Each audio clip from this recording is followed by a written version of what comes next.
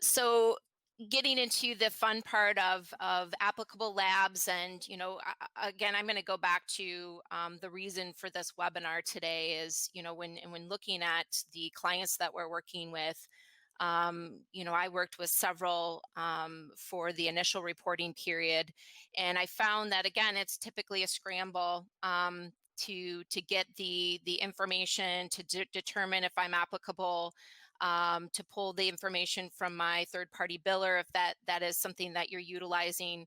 And so I felt that it was important because, in all honesty, with COVID and seeing the rates, not decrease last year, they were on a freeze, and with all of the issues or the challenges that surrounded COVID testing, in all honesty, this slipped my mind as far as PAMA. It has not gone away, and I think that there were many that was hopeful that there would be some success in eliminating this or changing the applicable labs for reporting, et cetera. At this point, that has not been successful. And so we do have to address this. And so, again, thought that this time period of August of 2021, good time to start thinking about this and talking about it. So getting into PAMA here and now, this is what we have to deal with. It's not gone away. You need to determine if you're an applicable lab.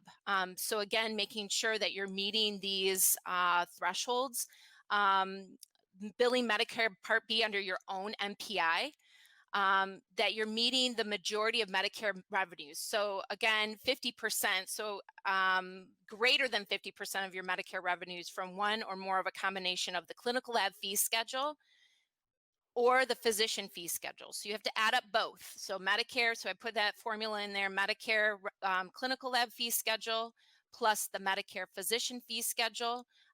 If it's greater than that, you would meet that bullet, that particular piece of the applicability.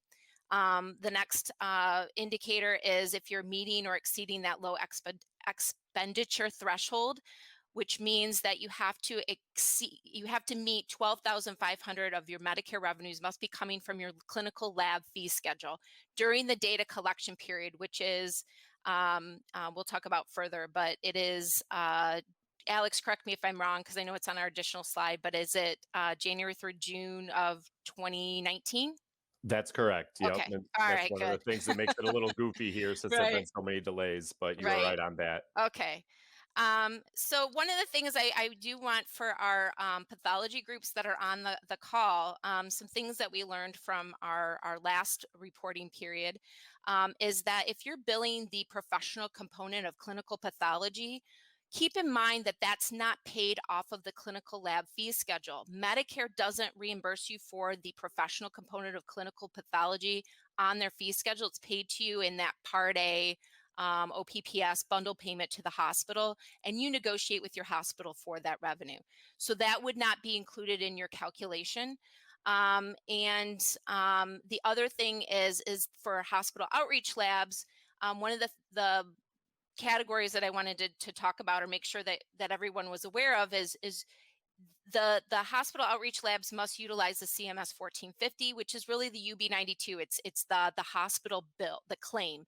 Most of our groups that we work with in labs, the independent labs, you're billing on a HCFA 1500. So again, if you're going through these different bullets and you're trying to determine if you're applicable, those are two things that I wanted to kind of point out to the groups that we have on the call today.